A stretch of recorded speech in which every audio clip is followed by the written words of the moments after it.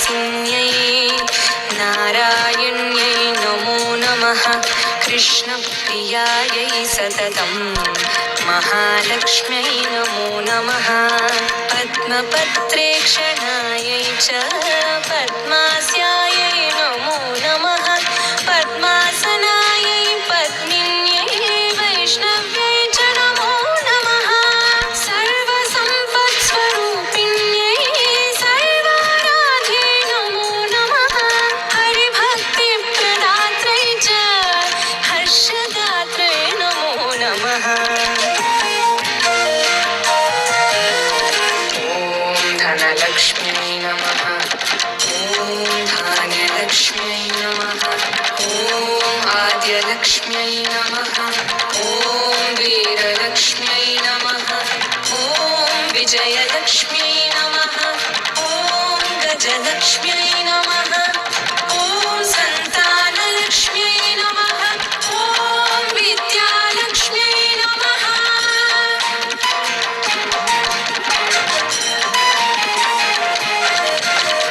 कृष्णवक्षः स्थितायै च कृष्णेशायै नमो नमः।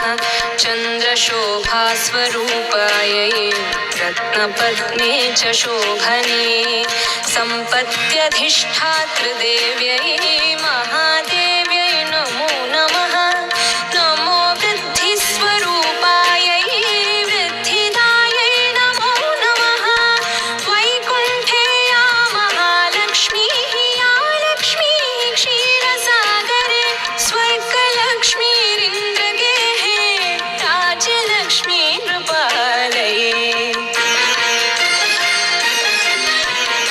ॐ धनलक्ष्म्यै नमः।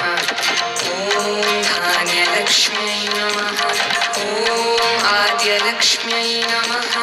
ॐ वीरलक्ष्म्यै नमः। ॐ विजयलक्ष्म्यै नमः। ॐ गजलक्ष्म्यै नमः। ॐ सन्तानलक्ष्म्यै नमः। ॐ विद्यालक्ष्म्यै नमः।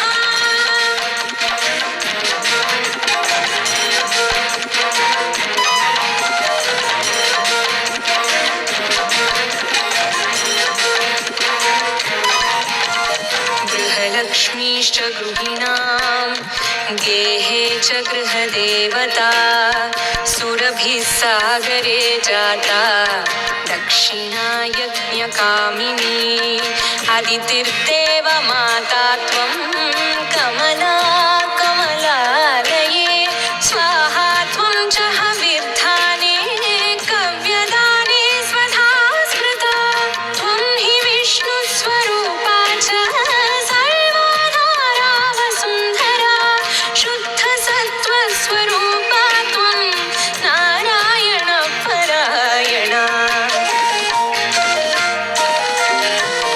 ॐ धनलक्ष्म्यै नमः। ॐ धान्यलक्ष्म्यै नमः। ॐ आद्यलक्ष्म्यै नमः। ॐ वीरलक्ष्म्यै नमः। ॐ विजयलक्ष्म्यै नमः। ॐ गजलक्ष्म्यै नमः। ॐ सन्तानलक्ष्म्यै नमः। ॐ विद्यालक्ष्म्यै नमः।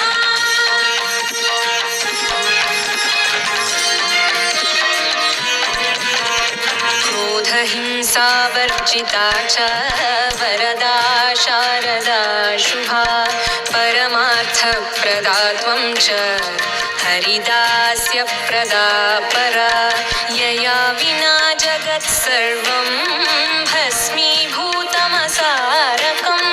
जीवन्मृतं च विश्वं च शश्वत्सर्वं यया विना सर्वेषां च परा माता सर्वबान्धवरूपिणी धर्मार्थकाममोक्षाणां त्वं च कारणरूपिणी।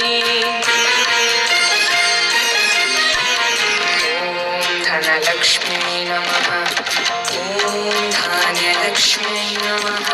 ॐ आद्यलक्ष्म्यै नमः। ॐ वीरलक्ष्म्यै नमः। ॐ विजयलक्ष्म्यै नमः। ॐ गजलक्ष्म्यै नमः। ॐ सन्तानलक्ष्म्यै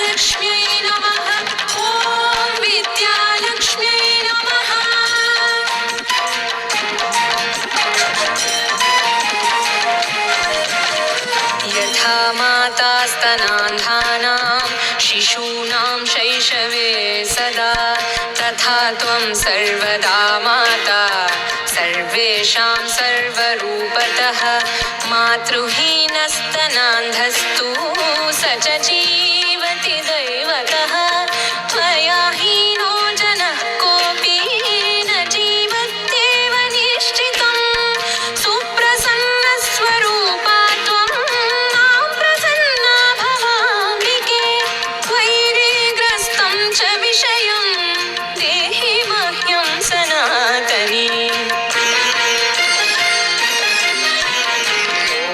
धनलक्ष्म्यै नमः ॐ धान्यलक्ष्म्यै नमः ॐ आद्यलक्ष्म्यै नमः ॐ वीरलक्ष्म्यै नमः ॐ विजयलक्ष्म्यै नमः ॐ गजलक्ष्म्यै नमः ॐ सन्तानलक्ष्म्यै नमः ॐ विद्यालक्ष्म्यै नमः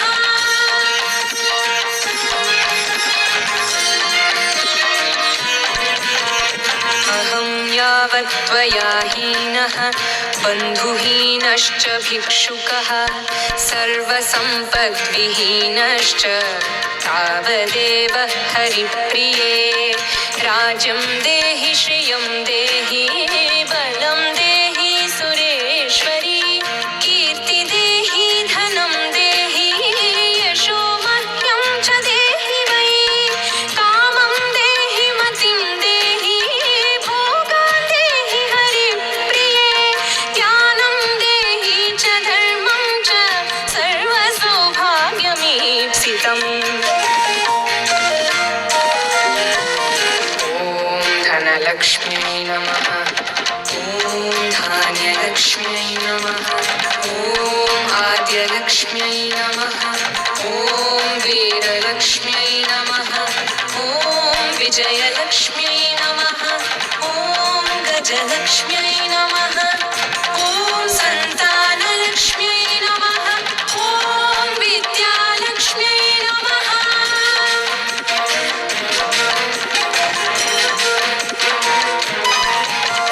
प्रभावं च प्रतापं च सर्वाधिकारमेव च जयं पराक्रमं युद्धे परमैश्वर्यमैव च इत्युक्त्वा च महेन्द्रश्च सर्वैः सुरगणैः सह प्रणमाम साश्रुनेत्रो मूर्धा चैव पुनः पुनः ब्रह्मा च शङ्करश्चैव शेषो धर्मश्च केशवः सर्वे चक्रुः परिहारं सुरार्थे च पुनः पुनः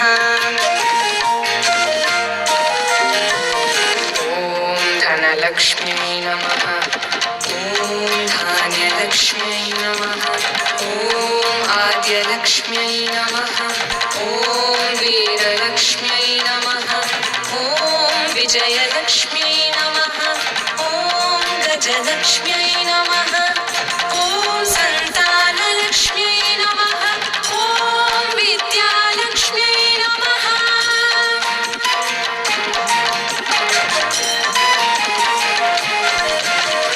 देवेभ्यश्च वरं दत्त्वा पुष्पमालां मनोहरं केशवाय ददा लक्ष्मीः सन्तुष्टा सुरसंसदि ययुदैवाश्च सन्तुष्टाः स्वं स्वं स्थानं च नारद देवी ययौ हरेः क्रोडं दृष्टा क्षीरोदशायिनः ययतुश्चैव स्वगृहं ब्रह्मेशानि च नारद दत्त्वा शुभाशिषं तौ च देवेभ्यः प्रीतिपूर्वकम् धनलक्ष्म्यै नमः ॐ धान्यलक्ष्म्यै नमः ॐ आद्यलक्ष्म्यै नमः ॐ वीरलक्ष्म्यै नमः ॐ विजयलक्ष्म्यै नमः ॐ गजलक्ष्म्यै नमः ॐ सन्तानलक्ष्म्यै नमः ॐ विद्यालक्ष्म्यै नमः